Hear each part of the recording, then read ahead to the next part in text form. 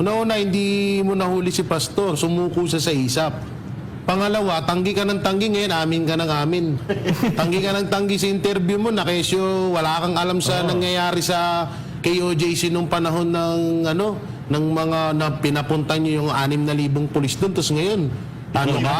Achievement mo? Ang tunay na achievement mo siguro, kapag napadrug test mo si Marcos, yun, tunay mo achievement yun. Anak ng teteng ka, proud na proud ka dun sa nahuli mo sa Alitagtag, Batangas, pero yung kasama mo na pinag-iinalaan na adik, ayaw mong pasukuin, o ayaw mong na mag-drug test. Ang isang achievement, alam mo, achievement sa kanya, sirain yung property. Oo. Tapos simbahan niya, ito paalala lang, Abalos. Simbahan niya. 'Di ba nagdasal ka sa simbahan nung na pangalanan tuloy kita, lus-lus ka. 'Di ba nagsimba ka pa? May picture pa yan na nagsisimba eh. Nakaharap sa altar. Sabi ko, anak ng teteng, 'di ba nasunog to? Pagkatapos mong balawrain, bastusin ng isang relihiyon, ng isang simbahan, tapos ituturing mo na achievement ang pagka-aresto mo, or hindi mo nga na-aresto eh, sumuko yun eh. Pati yung kay Alice Go, sa totoo lang, hindi rin yun. Hindi mo matuturing na, ano yan, paano na lang kapag may mas mataas ka pang nagawa? Baka kalabanin mo na si Marcos sa pagiging presidente. Baka kalabanin mo na si Romualdez sa pagiging presidente pag may mas sa tingin mo, may mas mataas ka pang achievement na nagawa. Alam mo, Ibarra, ito, tanong sa'yo nung pagkakahuli ba niya kay Alice Guo, kay Pastor, nagbago ba ang buhay ng mga Pilipino? Wala. Ano na yung ambag nun? Wala. Tsaka, criminal ba yung mga yun? Na ano na ba ng judge? Convicted na ba yung mga yan? Ayun na nga masama eh. Siguro mas maituturing pa namin na achievement kung yung mga ibang congressman dyan nahuli mo or pinakulong mo. Katulad na lang ni Franz Castro, convicted yan. Ayun, maituturing natin na achievement yun kasi naggaling sa mismo sa bibig ng tatay ni Marcos na si Joma Sison na NPA yan. O si dating NPA, si Paduano. Marami diyan. 'Yun, may tuturing mo kasi talagang convict, talagang na sa kanila 'yun. Eh yung kaso ni Pastor, ang tagal ng Ang tagal ng dismiss. 'Di ba? Ang tagal ng dismiss hanggang ngayon wala pa rin maipakitang yung ebidensya nga nung mga witness, hanggang ngayon kamote pa rin. Nilalaga pa rin.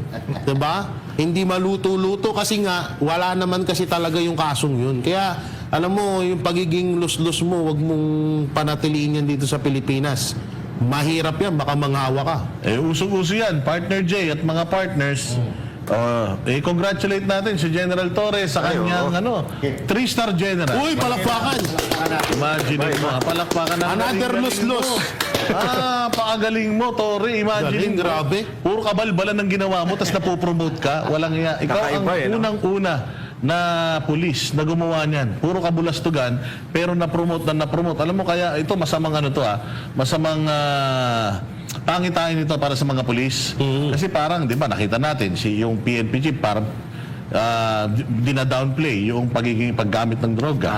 Kita natin ngayon sa social media, nuknukan, pati bata, teenager, nagdodroga na sa social media.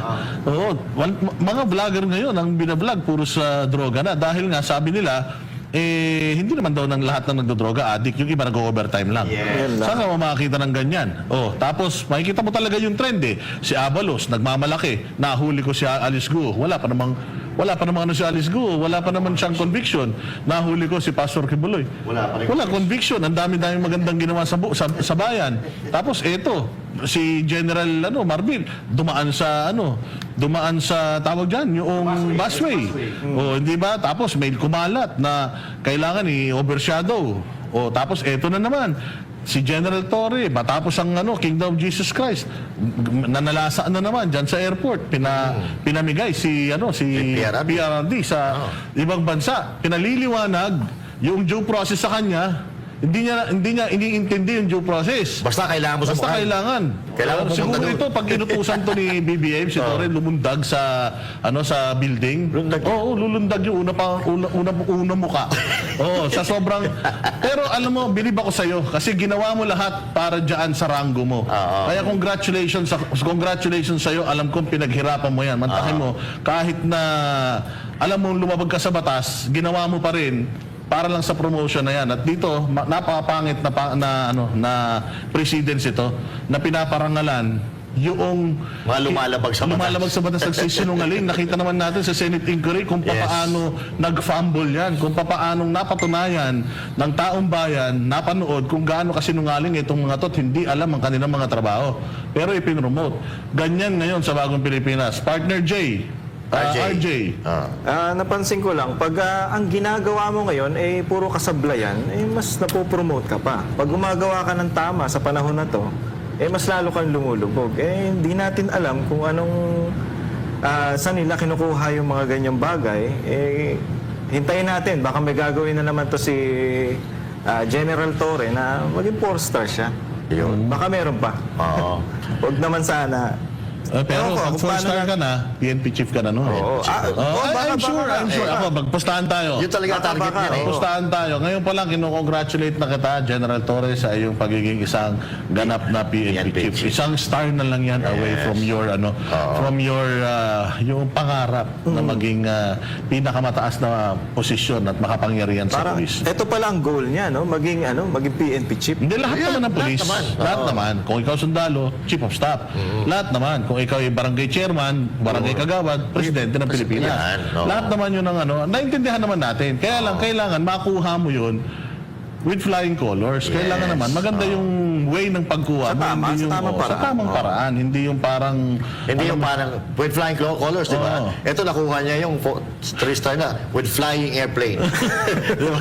Grabe ang bilis One-star general, naging 2-star, Oo. 3-star na. Wow, Oo. ibang klase.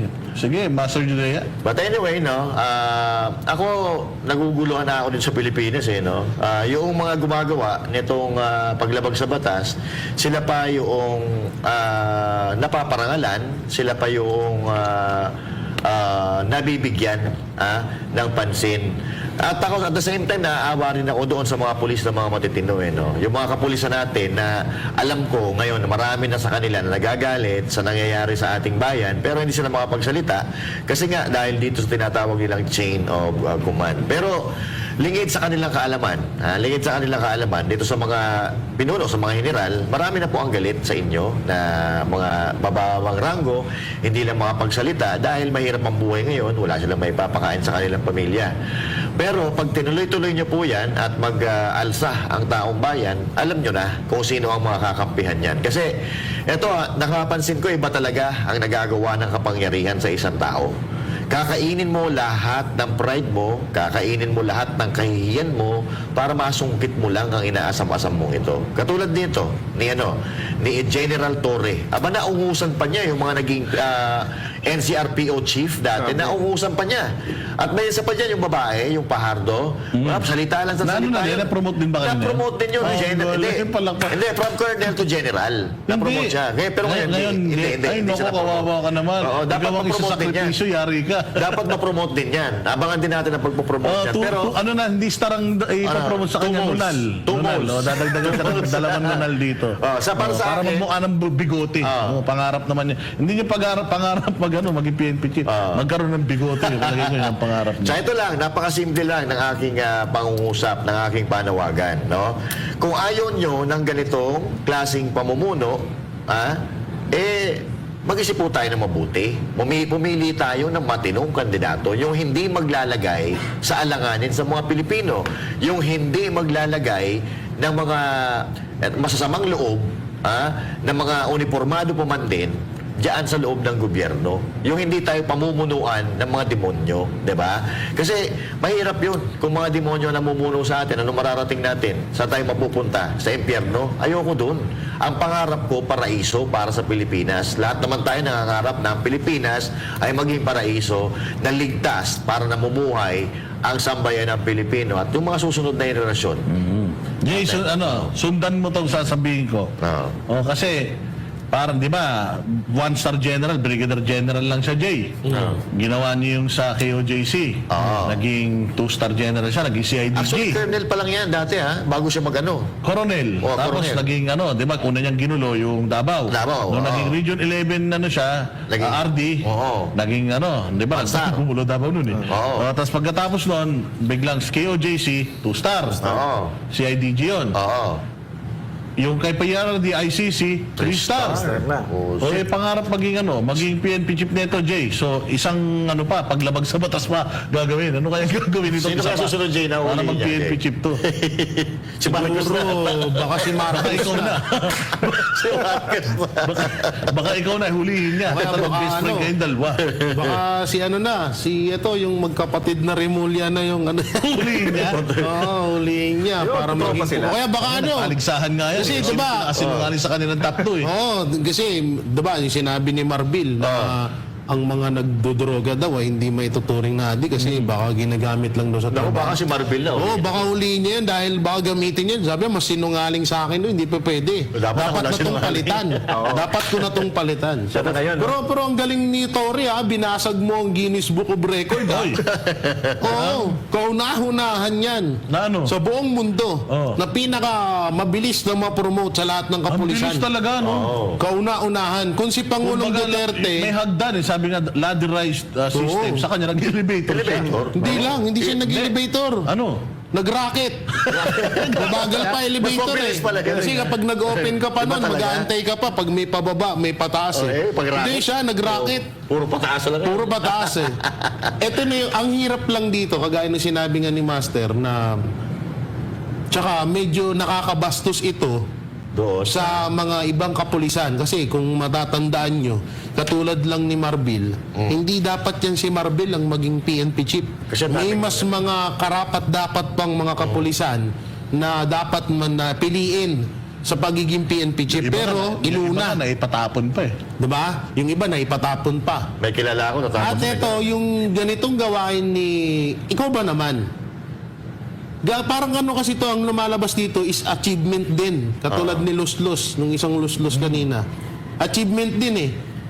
Gagawin achievement ang paghuli mo kay dating Pangulong Duterte na ang ganda-ganda ng ginawa dito sa Pilipinas. Di ba? Di ba?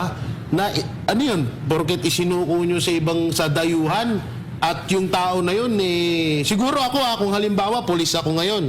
Matapos ang termino ni Marcos, ibigay ko si Marcos sa dayuhan, o kaya ako ang huhuli, ako yung aaresto kay Marcos, yun, may tuturing ko na achievement yun.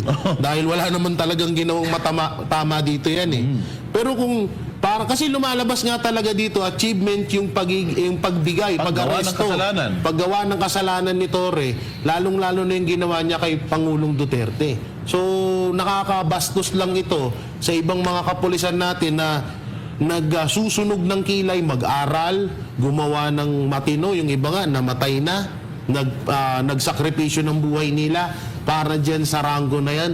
Pero dito, walang kahirap-hirap, kalabanin mo lang ang mga Duterte, tataas ang ranggo mo. Kaya so, eto, alam nyo sa totoo nga, ikatod nung sinabi ko kanina kay Marbil, mas maraming deserve na mas dapat maging PNP chief kaysa kay Marbil. Dito rin kay Torre, mas marami pong deserve ng mga kapulisan natin na maging 3-star general kaysa kay Torre. Nauna pa si dyan, di ba? Si Stomo. Nauna pa si Stomo. Naunahan niya pa si Stomo. Coronel lang to dati, no? Tapos si Stomo, NCRPO na, no? Oo. Tapos Naunahan pa niya. Ugol. Hindi ako kasi boss da. Pinatapon si Stovo dun sa ano. Galing, ha? Boss da, Master, kamakailan lang, nanaginip ako Ay, may panaginip na naman. Sige, Nanaginip ako Banata mo yung panaginip. Diba yung kay yung mga panggigipit kay Pastor, panggigipit kay BP Sara, kay Pangulong Duterte, maraming inoperan ng mga kapulisan yan. Maraming inoperan ng mga Pero kapulisan ito yan. fake news to kasi Panaginip lang to. Hindi totoo yan, ha? Hindi totoo to. Panaginip lang No, yan. so maraming inoperan ng mga kapulis. Pinatawag mga pulis Sino ang pwedeng gumawa nito kay Pastor? Sino ang pwedeng gumawa nito kay Sara? Sino pwedeng gumawa nito? Kasi nasa playbook yan di ba? Sa panaginip mo to, ha? Sa panaginip ko lang Sobrang to detalyado na So panaginip ngayon, ko, Grabe, no? hindi, grabe. Minsan tululaway ako pag Malalim talaga. Sobrang lalim oo. So doon, si Torre lang ang nag-iisang tumanggap ng lahat na yan. Pero panaginip yun, ha? Pero Panaginip panaginip mo. yan, ha? Alam mo naman, Panaginip kabaliktaran yan. Kita mo Oo. naman, pinarangalan pa. So doon talagang si Tory lang ang talagang tumanggap ng ano na yan. Kasi nga ang pangako is magiging general ka. PNP chief. PNP. Oh, ang galing nung galing ng panaginip mo, panaginip niya, eh, no? Pag yan, nagkatotoo, Jay Guevara. Pipili na talaga tayo. Talagang para ka ng si ano, Alec Mustadramus. Mustadramus. Ano, Baldwin na nanguhula. Oo, nahuhulaan niya lahat, Nahuhulaan niya lahat. Oh, pati yung mga hindi niya mahulaan, nahuhulaan niya. Papalitan na ng Jay yun. Pag ano. Pero ito, ito mga partners, malaking insulto ito sa mga Pilipino. Parang inaasar talaga nila lalo ang mga Pilipino. Ginagalit nila lalo ang mga Pilipino. Dahil itong pagkakahuli, pagkakadukot kay Pangulong Duterte ay kinundi na po ito ng milyong-bilyong Pilipino, hindi lang sa Pilipinas, kundi sa buong mundo. Pero ang gagawin nyo, pararangalan mo yung nagkanulo kay Pangulong Duterte. Talaga ano nila. Pambuisit talaga ito. Hindi pambuisit. Yun talaga ang ano nila, standards nila. Oo. Sabi ko nga ito, gawain komunista na to. Iyon. May tama at merong mali. Yung mali ang ginagawa nila, para ka ng komunista. O kaya, ito talaga, naniniwala ako na pinapatakbo na talaga tayo ng mga komunista. Iyon. Kasi may tama, may mali, pero yung mali ang ginagawa. Di ba? O may isa pang achievement, si SILG. Nako, oo. Oo, yung vlogger na nahuli nila, hindi daw niya ipadideport. Ang galing! Alam mo, mabuti ka pa. Palakpakan. Swerte, no? Swerte mo, napakaswerte mo. Vladimir Kulapu. Walang kaya ka. Mantakin mo, wala kang silbi sa buhay namin, buwisit ka. Pero dito ka Pero ikaw titira? nandito ka, pinapakain ka ng taxpayers money, demonyo ka. Pinapakain natin sa kulungan, hayop na yan. Pero yung presidente natin, Yung na marami presidente nagawa, natin, yes, pinadala doon. Palakpakan Ito, may natin due ulit. process. Ang galing talaga. Nakakaingit, nakakaingit. May due process tayo sa mga dayuhan na lumalabag sa batas dito, pero sa kapwa natin Pilipino, wala tayong due process. Ang galing palakpakan talaga. talaga. Madaming achievement kayo, no? Mabuhay ka! SILG Secretary! Jay, ano Mabuhay ang mga masasabi mo dyan? luslos. RJ. Wala akong masabi halos kasi grabe.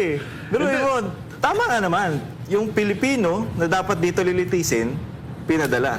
Pero yung hindi dapat dito, Dapat ibalik na nila sa nanay niya. Ibalik mo na sa nanay niya yan. Wala namang silbi dito. Ang lakas kumain yan, laki ng katawan yan. Oo, pinapakain natin yan sa tsaka ito kulungan.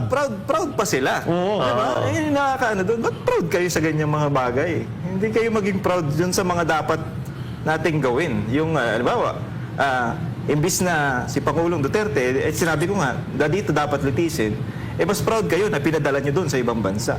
Galing, ano? Grabe. Saka yung isa pa. Ano pa? Oh, ang dami nila ngayon. Achievement. Hindi, sila kung sa NBA may pang top 10 place.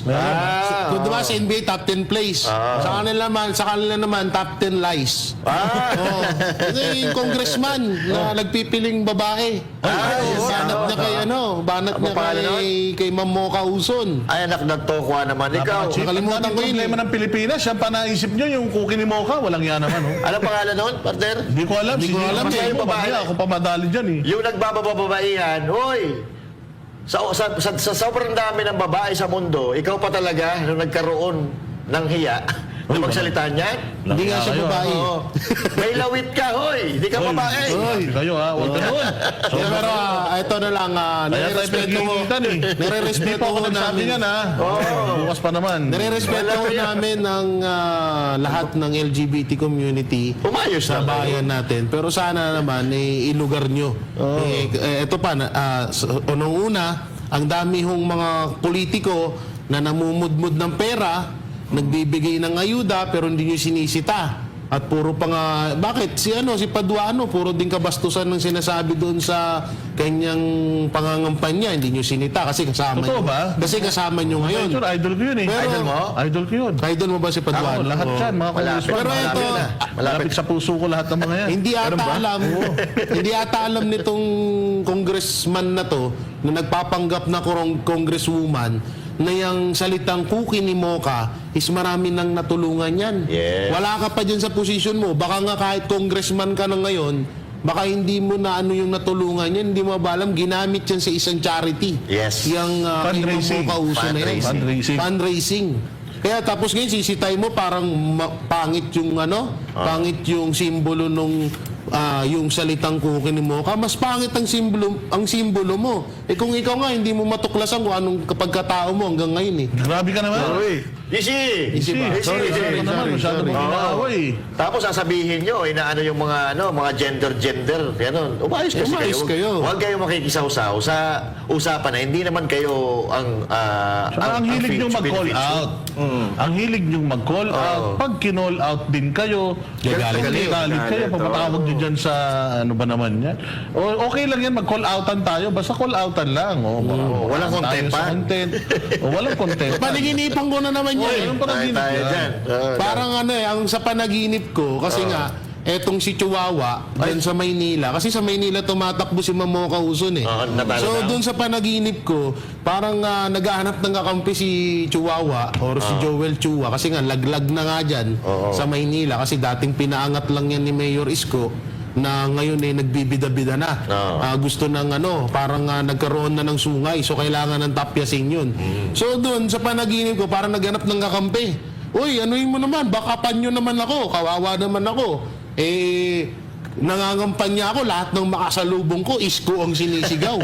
Panaginip mo to, ha? Panaginip ko to. Galing, ha? Ang dami Galing na. panaginip. Iba Oo, talaga. ibang klase. Pero, hindi. Kasi speaking of yung congresswoman na to, masyado yan sensitive pagdating sa gender, yung mga LGBTQ. Correct. Pero, isang kasama niya sa kongreso, ang tinawag yung isang vlogger na bakla ka pala eh. Yes. Hindi naman siya nag-react. Mas nakakabastos yun. Parang, di ba? Kasamahan mo pa mismo, hindi nila respeto yung yung mga gender equality. And, Ibig sabihin, yung naririnig lang nila partner, yung naririnig lang nila, yung mga papabor sa kanila. so, basta Duterte, Basta Duterte. allied to, Wala yan. nakalinya sa mga Duterte, yun lang, ganun. Oo, naka-program na yan eh. Pagka Duterte, bana tayo dyan. Pero pag sa atin, Masyado tahimik tayo. Oh, pero ito, magbalita tayo, nagbigay ng isang masusing assessment ang kapatid ng dating Pangulong Rodrigo Duterte ukol sa kasalukuyang administrasyon ni Pangulong Ferdinand Marcos Jr. Ano nga ba ang kanyang opinyon hinggil sa mga hakbangin ng pamahalaan? Alamin ang buong detalye sa eksklusibong report ni MJ Mondihar. He does not understand. He is breaking the laws of God. Iyan ang diretsahang sagot ni Miss Eleanor Duterte, ang panganay na kapatid ni dating Pangulo Rodrigo Duterte sa kung anong assessment nito sa kasalukuyang pamamahala ni Pangulong Marcos Jr. Sa eksklusibong panayam ng SMNI sa 83 anyos na ate ng dating Pangulong Digong, tinabi nito na may kalayaan ng kasalukuyang Pangulo na magdesisyon para sa ikabubuti ng Pilipino. Ngunit sa halip na ikabuti, tila nakasama pa raw ang ginawa ni Marcos Jr. sa dating Pangulo na pinakulong nito sa International Criminal Court. Hakbang raw na walang gabay mula sa itaas. One of the things that's in the scriptures, the Bible, says that, what doth that profit a man if he gains the whole world, suffer the loss of his soul? Naintindihan ba niya magkaluluwa siya? I don't think so. Why? What is the reason? Because by free will, he chose darkness over God, or the devil, or Satan, whatever you want. Dahil tingin ng ate ni FPRD na walang gabay ng Panginoon ng Marcos Jr. government, tinawag nito ang sitting president bilang walking dead. Some of us are what is called by the Americans the walking dead. Who is the walking dead? The walking dead is you, me, for example, who live a life and choose the darkness instead of God. PBBM is one of them. Bakit ko nasabi yun? He breaks every human law possible, let alone di niya naintindihan ng higher law. All our human laws is based on a higher law. Di ba ninintindihan ng tao yan? Bukod sa kanilang pamilya, iginiitri ni Miss Duterte na ramdam na mayorya ng mga Pilipino ang inustisya sa bansa. Dagdag pa riyan ang mataas sa presyo ng bilihin, paglaganap muli ng iligal na droga at korupsyon sa gobyerno. So when a man possesses power, hindi na niya alam kung anong gawin. Instead of enjoying life, because hindi niya alam lahat yung biyaya binigay sa kanila, the family, the reputation, the wealth, the whatever, galing ba sa kanila yon? No. No. Now, he doesn't understand that. Dahil sa kanyang edad, mayorya raw sa kanyang panahon ay nilalaan niya sa pag-aaral sa Biblia at pagdarasal. Tiwala naman si Miss Duterte na hindi pa babayaan na may kapal ang kanyang kapatid sa loob ng ICC. Ipinagdarasal naman ni Miss Duterte na patuloy siyang bigyan ng dakilang lumikha ng proteksyon dahil sa kanyang paglantad. Batid kasi nito na hinahabol o binabalikan ng pamahalaan ang lahat ng mga nagsasalita laban kay Marcos Jr. sa pamilya nito at maging sa malalapit na kaalyado. Therefore, what will happen to him, I don't know. God is the ultimate judge. Kung masabi ng mga tao, karma na yan. Karma is not a punishment na pinarusahan ka dahil ginawa mo yan. Just like human law. Karma is just the fulfillment of the law. Karma actually is, in universal law, it's called, or in the Bible, what you sow, you shall reap. Para sa Diyos at sa Pilipinas kung mahal, MJ Mondihat, SM9 News. Napakalupit nung sinabi. Ito, na-pick up ko talaga doon yung zombie. Zombie. Zombie ka. Kapag ka ikaw, alam mo lahat. Alam mo lahat ng tama at mali, pero ginagawa mo pa rin puro mali, zombie ka. Zombie ka. Hindi talaga ni Boss MJ. Diba? Ako naman, partner, yung Walking Dead. Yung Walking Dead, so ibig sabihin... Walking Dead, zombie. Pares na yan. Namumuhay ka sa mundo, dito sa lupa, pero puro kasamaan ang pinagagawa mo. Tinan mo, Walking Dead ka. pinarangalan yung mali. Yan ang mga Walking Dead. Walking Dead talaga, no? Ang galing talaga nung Saka interview na yan, ni Boss MJ, no? Iba talaga. Buha, no? Talagang ibang klase na ano niya eh. Yung, Naipalabas niya yun, yung Walking Dead. yung iyong mga lahat ng mga nanggaling sa lahat ng meron ka ngayon, akala mo nakuha mo yan bilang kayo, hindi. Nakuha mo yan dahil doon sa taas. Correct. Tapos ganyan kayo kumakasta, kala nyo pag-aari nyo ang buong mundo, mga demonyo kayo. Pero ang bilib ako kay partner MJ, hindi nagsasalita yung Sir Bung eh, pero na-interview niya. Siyempre, ibang klase talaga pag si MJ mo. Yung MJ mo. Kumbaga, yan ang mati ni idol ng lahat ng mga mati ni idol sa pagbabalita eh. Ayun. Pero ito, last message para sa akin. Napakaganda ng posisyon ni Pastor Apollo Kibuloy sa Balota. Nandito siya sa may kanan, sa may parang pangalwa. Madaling makita. Madaling makita at kanan pa naman karamihan. Tapos pag di mo ganun, makikita eto mo kagad. Number 53 sa Balota. Kung gusto po natin ng pagbabago, gusto nating matapos na yung paghahari ng mga satanas sa gobyerno, magboto po tayo ng taong may malasakit sa Pilipinas, mahal ng mga Pilipino, Mr. Nation Builder at Mr. Humanitarian Services, Pastor Apollo Kibuloy. Iano natin yan. Number 53 sa Balota. RJ, i-ano mo na, sila imbitahin mo na sa iyong channel. Madalas nyo makikita si RJ dahil yung aming mga bossing ay busy sa kanilang mga love life. Si Coach Oli, busy. May love life ba yun? Mayroon. Sabi ko kasi ang ni Coach Oli, Torotot eh. Ang kanyang Ay, nagpapractice instrumento, ng no? Torotot. Coach Oli! Kasi nagbabanda yun si Coach Oli. Coach Oli, kung nasan ka man ha, huwag ka man ang narotot dyan. So eto ngayon si RJ, pasok. So, iniimbitahan ko po muli kayo na i-subscribe ang aking YouTube channel, Paring RJ TV. Yan. At sa mga kababayan, Pero nagbabanda ka. Saan kayo tumutugtog? Sa Tagaytay madalas. Tagaytay. Pag may time kayo. Imbitahan mo na rin sila kung ano yung schedule. Pwede ba nila. sabihin? Baka mamaya si Torre bumisita sa iyo. Ayos yun. Basta magtitip siya. Kasi Kailangan yun. Mahirap ang buhay ngayon. 3-star na siya eh. Oo, dapat may tip. Pagpakitang gilas. Baka maging superstar for all season yan. Ay, wow! Mahirap yun. Superstar, megastar of all season. Saka sa lukuyan tumutugtog kami dito sa may Lighthouse sa Tagaytay. The Uncles ang banda namin. Binabati ko yung mga kabanda ko dyan. Baka banda lang din natin mo. Ayos ha. Thank you. SMNI, thank you. Okay, sige, ako naman. At sa akin lang, no, sa sobrang sama na nakalagayan ng ating bansa, kailangan natin ng makadiyos na makapasok sa politika. Si Pastor Apollo Kibuloy ayaw ng salitang politika, pero yun talaga ang tamang term. Although ang gusto ni Pastor, maging leader. Maging leader. So, ito na po ang pagkakataon. Tayo, masama ang loob natin sa gobyerno. Ito na ang tamang pagkakataon para makaganti tayo. I-vote natin straight PDP laban. Unahin natin si Pastor Apollo si Kibuloy dahil siya naman talaga yung best friend ni Pangulong Duterte na pinakaunang nakakaalam. Kung mayroon mang tao na Si nakakaalam. Boy Pamaypay, sabihin mo, wag iboto ha. Si Boy Pamaypay, yung number 1 ata yun. Huwag niyong iboboto ha. Huwag niyong iboboto. Mahihirapan tayo paalisin niya pag nakapasok yan dyan. So, kay Pastor Apollo Kibuloy, bilang best friend ni Pangulong Duterte, sigurado ako, alam niya ang sekreto ni Pangulong Duterte kung bakit naging successful ang kanyang administrasyon. Kaya, iboto natin yan.